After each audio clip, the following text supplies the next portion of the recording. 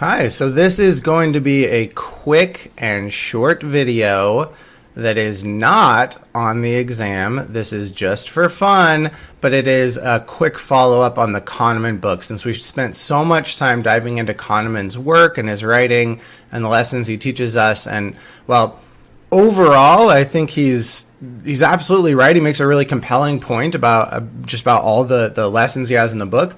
I want to follow up on a few specifics from the book where we've gotten sort of updated research results. They don't necessarily undermine his larger conclusion, but I just wanted to clarify a few things where he brought up some examples that didn't stand the test of time. So let's go through a little of that. Now, I wanted to start with this quote from Kahneman's book itself. He says at one point in the book, when I describe, and this is about priming studies, when he talks about priming. When I describe priming studies to audiences, the reaction is often disbelief. This is not a surprise. System 2 believes that it is in charge and that it knows the reasons for its choices. Questions are probably cropping up in your mind as well. How is it possible for such trivial manipulations of the context to have such large effects? The idea you should focus on, he says. The idea you should focus on, however, is that disbelief is not an option. The results are not made up, nor are they statistical flukes. You have no choice but to accept that the major conclusions of these studies are true. This is one of those cases where Kahneman maybe got a little strong in his language, because sometimes those studies do have, say, statistical flukes, or maybe not statistical flukes, but statistical errors made by researchers who either didn't know what they were doing, or back in the 90s and early 2000s were using some sort of standard statistical approaches that we now know aren't as robust as we had hoped. So I want to talk about some examples, and we'll start with an example from the priming literature that he was talking about here. You may remember when he covered the idea of the Florida effect, what's been called the Florida effect, first established by John Bargh back in the 90s, and he's done a lot of research, which it turns out some of which has come into question, or at the very least ended up with much smaller effect sizes than the original research showed. Well, the Florida effect was the one where they had students come into a lab and do a word search task, and some of them were secretly being primed to think about elderly stereotypes. They were primed in that way just by doing a word search task that had words in it like Florida and things, related to retirement and stuff that fit elderly stereotypes without explicitly realizing they were doing a task related to that. And that group, as opposed to a control group that was doing a word search with random words, they walked slower when leaving the lab than the group that was primed by neutral words. So here's the original results on the right here, and this is a pretty big difference, just an extra second or so of walking time. So they slowed how fast they walked down this hallway in the original study. However, attempts to replicate that study in the decades since have actually often failed. There have been some replications, weak replications, but most of the attempts to replicate have failed. And what seems to distinguish the replications that find the result versus those that don't find the same result, the distinguishing factor tends to be when the experimenters know what the hypothesis of the study is. So some versions of the replication have said, hey, let's carry out this study, but let's not explain to the experimenters what's going on, what they're measuring. And when the experimenters don't know what the study is about, when they're just told what to measure how long it takes to go down the hallway, things like that, then suddenly this effect disappears. That suggests that the experimenters were probably subconsciously a little biased in how they recorded the results. And so that suggests that maybe this either isn't a real effect, or at the very least, it might be a much smaller effect, or one that only shows up in certain circumstances. Let's look at another example from Kahneman's book, though. You might remember this bat and ball example. It's a famous question. It's been used in quite a few research studies. It's one of those where if system 1 is in charge and you're just thinking quickly using intuition, it's easy to get this wrong, right? A bat and a ball costs $1.10 in total. The bat costs $1 more than the ball. How much is the ball? If you're thinking quickly, you're just looking at the difference, right? The bat is $1, so that's 10 cents left over. That's what the ball must cost. But of course, when you sit down with system 2, we know, oh wait, if it's $1 more than the ball and the ball costs 10 cents, then the bat would be 110, and that's too much. Oh, the ball has to be 5 cents, making the bat $1.05. That's the only way to make this work. Okay, system 2 can solve that. Great. Now, in the book, Kahneman explains something related to this. He talks about a study. It's actually by Alter et al. He talks about this study showing that when we're doing a cognitive problem like this, a thinking problem like this, having people do it in a normal font versus in a really hard to read font. In this original study, it was a small light gray font that was hard to read. When people do this kind of problem in a hard-to-read font, they tend to score better. And Kahneman's argument is that this is slowing people down. Basically, if it's hard to read, people can't use System 1. They can't just breeze through the question or breeze through the paragraph in the book. They're forced to slow down by this external thing, it being hard to read, so they're already going into that effortful System 2 mode, right? They don't make the common mistake of going with that easy answer that System 1 gives. And that seems like compelling results when you just look at this one study on its own. But here's a good meta lesson for us as scientists. Often, when a single study comes out showing a new result, we actually know from looking at thousands and thousands of studies across psychology, biology, medicine, all of these fields, what we find is usually when a brand new effect is found, the first study that published it usually finds a much larger effect size than the effect size that we see once we've done a bunch of replications and done a meta-analysis looking at all those studies combined and averaging out their effect sizes. We usually find that this better long-term big picture estimate of the effect generally is much smaller than in the first study that showed it. So that's actually what happened here. What we have here, this picture, is from a study in 2015 that went and looked at 16 replications of that original study, the one where people solved problems like the bat and ball problem, and they did it with, a hard-to-read font versus an easy-to-read font. And remember, an effect size means there's a real effect there, a real difference, where the harder-to-read font means that you do a little better on the question. You answer better.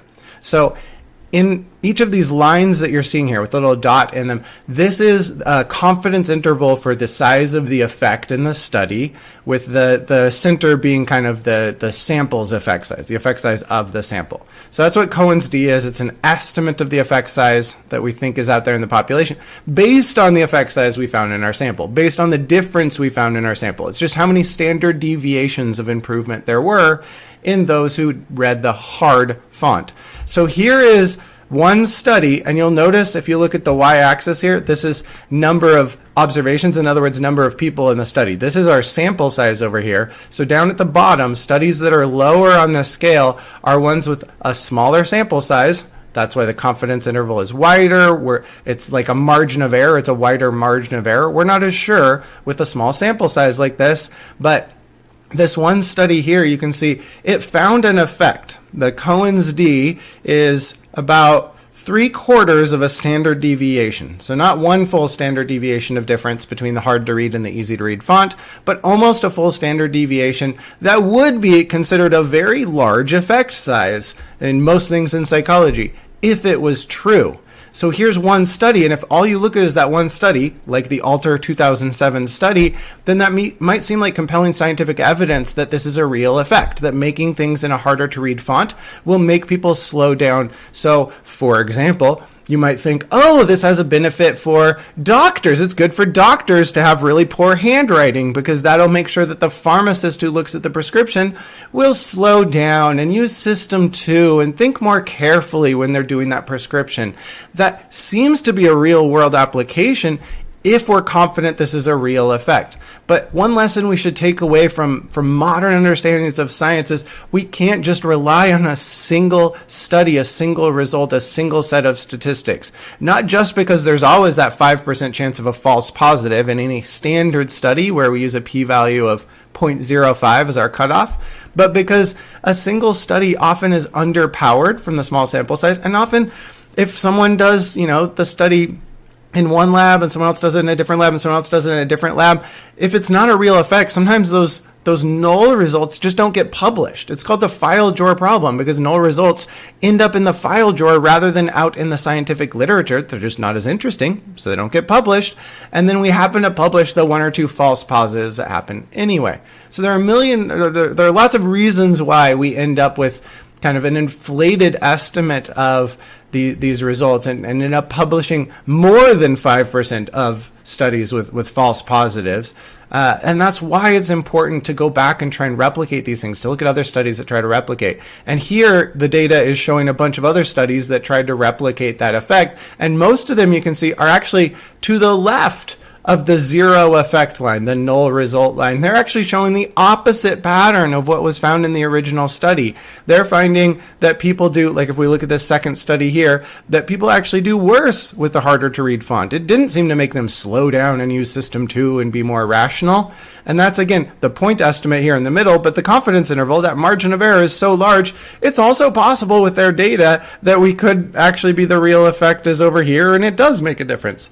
Problem is, pretty small sample size, just the one study, not enough information for us to know. It could be anywhere in this range. That's not very helpful. But if you look at the combination of all these studies, especially as we get up into the more reliable ones with larger sample sizes, including this one up here with a multiple thousand sample size, so lots and lots of participants and thus a very small margin of error, you can see right here that their estimate of the effect size is pretty darn small. So it's either non-existent or very, very small. And that means that what Kahneman wrote about in the book in that one specific instance may not actually hold up in the long run. Does that mean that he's wrong about System 1 and System 2? No, but it means that using a hard-to-read font may not actually be one of the good ways to get people to use System 2. So it doesn't undermine his point, but it gives an example where we need to be skeptical of individual data points that we use to support or to apply to find applications of his larger theory. Let's talk about another example. A lot of people find this one really interesting when they read about it in the book. The ego depletion model. It's actually been pushed a lot by Roy Baumeister, who's a pretty well-known psychologist, but one who maybe publishes quicker than he spends time going back and checking his own work. So the ego depletion model of willpower or of effort is kind of this idea that when we use self-control, which would include when we do something slow and effortful, like I'm going to stop and use System 2 to be really rational and think carefully, the argument is that this is effortful and thus uses up a limited resource. Like you think of this kind of like glucose, right? Glucose powers a lot of the neural firing in our brain. The brain uses a disproportionate amount of the energy in our body because it's like active all the time. So the argument with this ego depletion model is that when we use System 2, when we do effortful thinking, that depletes some sort of store of glucose or something like that, some sort of, we could call it our willpower store or our store of effort. It depletes that, and thus after I've been thinking really hard, then I don't have as much energy to use for other willpower things. So for example, after you have people doing an effortful task, after you have people exerting willpower, then if you give them a sugary drink, they're more likely after that to use System 2 for a follow-up task. They're more likely to have some willpower left because the sugary drink refilled their glucose, right? It restored that depleted power, ego power, willpower, whatever you want to call it, okay? That's the argument here. That's what Kahneman talks about. That's the model. And again, that's compared to people drinking, for example, drink made with artificial sugar, artificial sweetener that doesn't carry any actual calories, doesn't have any actual sugar or glucose in it. And in original early studies, they found that groups drinking a non-sugary drink didn't do as well in the follow-up task. They weren't using that System 2 harder, effortful processing. The argument being, well, they were out of glucose, they were out of what powers our willpower, powers our effort, right? And so they didn't kick into gear that effort system. So it's a really compelling story. And it may be that something about that is right, a little bit right, but sometimes I think this is one of those examples where the science initially gets a little bit oversold because it tells such a compelling story, because it's easy to write up in the press and get people excited, and then some popular science writer will write about it and you go, oh, that makes sense, that applies to my life. When I've done something really hard, it makes sense that I'm going to turn to the cookie instead of the healthy fruits and veggies because I have my willpower all depleted. So of course I can't, make the hard decision right now. So Kahneman discusses this with, I think is a really important application. He discusses this in regards to a study that had shown judges making decisions for parole before or after lunch, and finding that when they're hungry, they make different decisions than when they're not hungry. And that's super important. That has real life consequences for people who may be stuck in jail versus out and free, just based on how much food a judge has eaten. So what do we know now, following up on some of those early results that were just coming out and just getting popular around the time Kahneman wrote his book? What do we know now in hindsight? Well, there have been a lot more studies done on this ego depletion model. And the biggest meta-analysis out there, at least when I checked a while back, was on 83 studies that had been done up until that point. And that was a combined almost 200 experiments, because some studies do multiple experiments in the study. So 200 experiments had been done, and overall, not all of them found an ego depletion effect, but overall, across those 83 studies, the meta-analysis concluded that the ego depletion effect does exist, although they found a much smaller overall effect size than what had been found in the earliest studies. That's not surprising. Again, we find that all the time in research. That's why it's important to be skeptical of the first study or the only study on something. But here's where it gets interesting. That meta-analysis, those 198 experiments they looked at, it only looked at published studies. And we don't know, like I mentioned before with the file drawer effect, we don't know how many unpublished studies there are out there that failed to find an effect.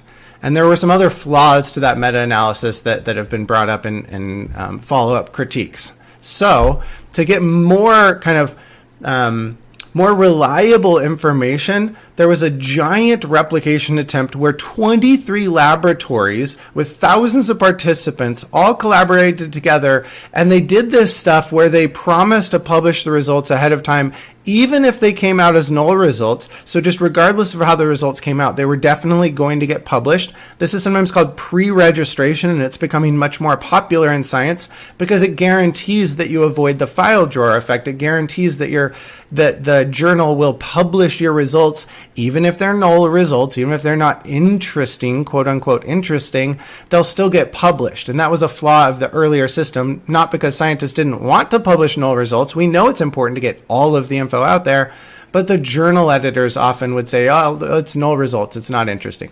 So this type of thing, this kind of pre-registered big replication attempt, this is a really good way to do the science, to guarantee we'll know the results even if they come out null. They won't hide away in someone's file drawer. And it turns out in this case with the ego depletion model, when they tried to replicate it, they found close to no effect. In some cases, they found a very small effect, but basically close to no effect. So we're now fairly skeptical about that ego depletion model. Even though there might be some truth to it and some details we can still dive into, we're certainly skeptical about that easy to tell story, about that compelling narrative that was so easy to accept when we see the initial results. Often the reality of the science is a little more nuanced. So to follow up on that, the whole ego depletion model, the whole idea of glucose boosting your willpower, there was another meta-analysis in 2016 that looked at a bunch of those papers, so as many of those papers as they could find, so a big meta-analysis. And they actually, what they did in this study was just look at the pattern in the p-values.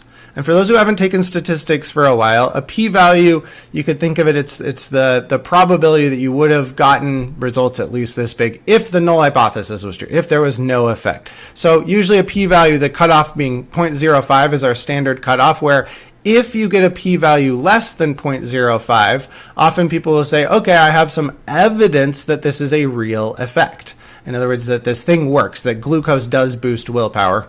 Whereas if you get a result greater than 0.05 or tied with 0.05, then we conclude, oh, there's no effect. We don't have we conclude we don't have statistical evidence of there being an effect. So we so far lack evidence of an effect. Well, when they look at the p-values here, what you would expect if there's zero effect, if there's no effect size, in other words, if glucose doesn't boost willpower, if the theory is wrong, then you would expect across a bunch of studies trying this that you would find kind of a random mix of just false positive results. In other words, you would get p-value 0.01, 0.02, 0.03 about equally often when you do these studies. Whereas if there's a true effect, the dotted line here that's green, if there's a true effect, if glucose actually does boost willpower, then in published studies, across a bunch of published studies, you should see quite a few of them with a small p-value, like 0.01 or even less than that, and fewer with a p-value of 0.02, 0.03, 0.04, and it should go down at a very kind of smooth rate where there shouldn't be a big artificial jump or change when we move from a p-value of 0.04 to 0.05. Those should be equally likely to show up in our studies. It should be a nice smooth transition here because there's nothing magical in reality about the cutoff between 0.04 and 0.05.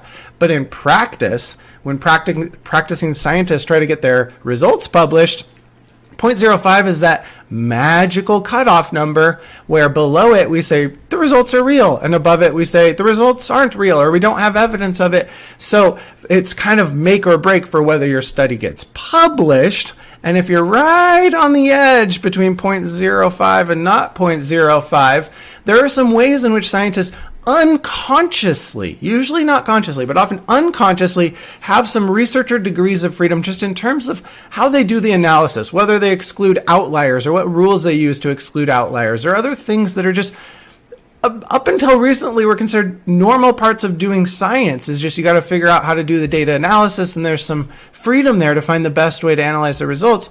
Well, what we find is that freedom is being used in a way that's biased. Again, maybe unconsciously, but such that we get in the real results this incredibly artificial inflation of these slightly below 0.05 results that shouldn't be happening that commonly, and very few of the actual 0.05 ones, even though those should be reasonably common. They should be about as common as the 0.04 if there's a real effect. So this suggests that there's something in the research literature that is masking all of the null results, or a lot of the null results, that they're not getting published. And so what we're seeing when we see a meta-analysis, like again, going back to this meta-analysis of 83 studies that did conclude ego depletion exists, unfortunately in that set of studies, we're seeing a biased subset, or ones where the researchers maybe unconsciously did a little bit of accidental fiddling in how they chose to do the analysis of their studies that got them over that threshold, over that hump of 0.05 as a p-value. And so this, even though this meta-analysis might seem like such a scientifically great way to look at a question, oh good, it's looking at 83 studies and it still says it's a real thing, we need another layer of sort of skepticism and being careful in a lot of these things, because it turns out there are some systemic issues here. And the nice thing is we can find these. There's something called a funnel plot where you look at p-values like this, a more formalized way of analyzing these p-values to look for evidence not in a single study, but across an entire literature of research on a topic to see if this kind of thing is happening. And now we're better at spotting that, so, and also improving those procedures to ensure that studies don't get published in those ways. So again, asking people to pre-register their studies, to be more explicit about their analysis choices and things like that. But this is just an example I wanted to bring up where something in the book that Kahneman talked about, a really compelling narrative about a certain psychological effect, might not be at least as true as it seems. Let's take just a couple more examples and then I'll wrap this up. There's another place in the book. This is, again, a direct quote from the book, so I'll just remind you when he talks about organ donation in the book. Here's what he says. A directive about organ donation in cases of accidental death is noted on an individual's driver's license in many countries. The formulation of that directive is another case in which one frame is clearly superior to another. So this is where he's talking about framing effects, like we talked about in the last video. Few people would argue that the decision of whether or not to donate one's organs is unimportant, but, he says, there is strong evidence that most people make their choice thoughtlessly. The evidence? Here's his evidence. The evidence comes from a comparison of organ donation rates in European countries, which reveals startling differences between neighboring countries and culturally similar countries. So in other words, two countries that are right next to each other and very culturally similar, and yet have incredibly different organ donation rates. So he refers to this one published article from 2003 that looked at organ donation rates, and you've got two neighbor countries, Austria and Germany, very culturally similar. They're direct neighbors to each other. Austria has 100%. Germany, only 12% donate organs. And that's bad, right? If you need a kidney, you need something like, it's probably a bad thing if you're getting low rates of organ donation. What about Sweden versus Denmark? So we got neighboring similar countries, 86% organ donation versus 4%. That's pretty extreme. So Kahneman is pointing to this one study showing that difference as his evidence that people's choice is biased in this unconscious way behind the scenes. And in other words, this is to support that idea of the framing effect. Okay. So he's arguing these enormous differences are a framing effect, which is caused by the format of the critical question, the format of the question, do you want to donate your organs? The high donation countries have what he calls an opt-out form, where individuals who choose not to donate must check a box to do so. In other words, it's assumed that you're going to donate, but you have the option to opt out and say, I don't want to donate. But you have to take action to opt out. Okay, that's what tends to show up in the high donation countries.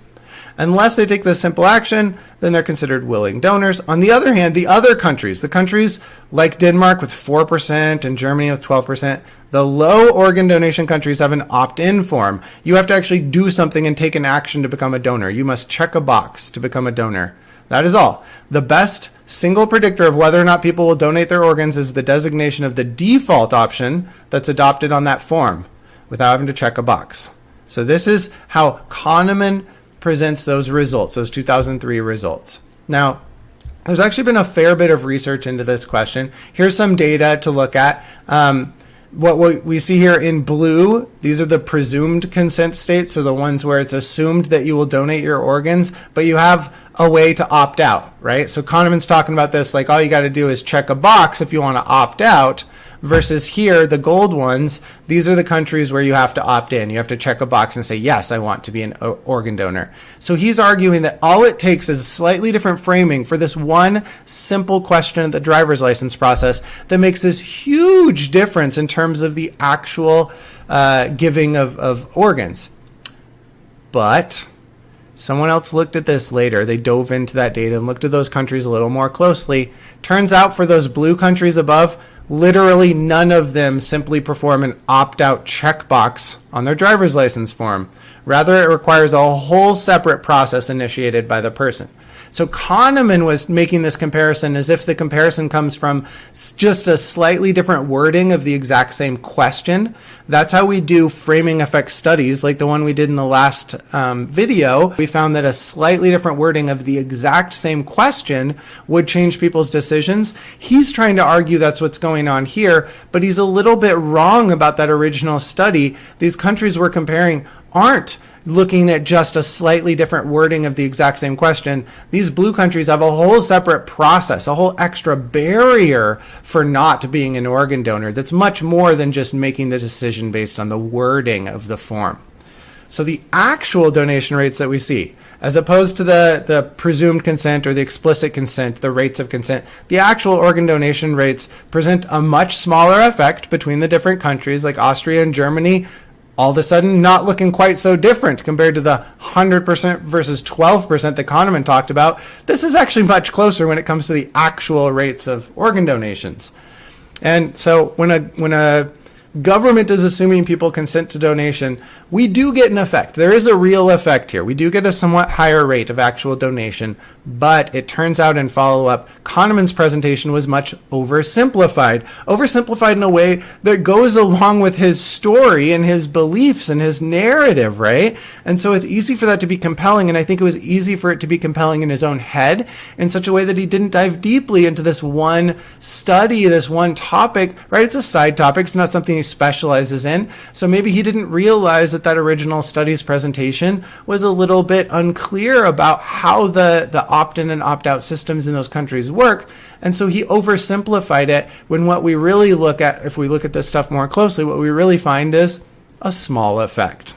So in this case, the difference, because there's a whole different process to opt out in those countries that do have a opt-out system, because none of the process involves just a slightly different framing of the same question, this isn't actually a great example of the framing effect out there in the real world, right? It's an analogy to the framing effect, and more importantly, it's an example where the default option, right, does present a nudge towards certain behaviors, make certain behaviors more likely, but that's because we've shaped the process to nudge those behaviors in something that goes beyond just the framing effect, beyond just the wording of a question. So it's not as strong of a support for his framing effect stuff, even though we have plenty of other laboratory results and some other results out in the real world that do still support the framing effect. It is real. It does have those effects, but maybe smaller effects, not 100% versus 12% or 4%, right? So I'll end with one more example from the Kahneman book that stands out to students a lot of the time. A lot of students are really interested in sports, and Kahneman does talk at one point in the book about sports. He talks about our biased kind of misperception of statistical fluctuations. I've talked about this as well. We're not good at noticing what is and isn't random, right? We look at patterns and see streaks where they're there and where they're not there.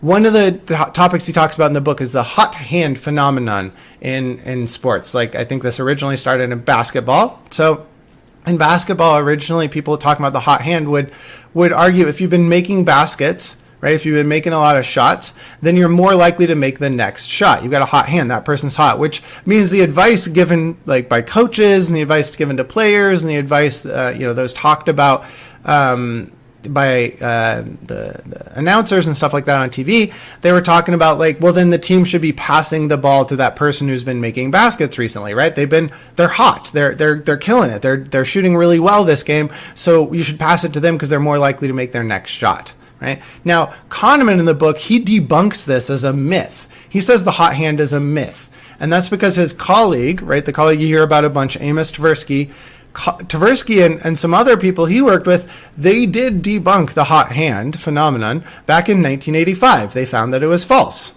They looked at a bunch of data and found no correlation between the outcomes of successive shots. In other words, if you just made one or two shots in a row, that doesn't make you more likely to make the next one.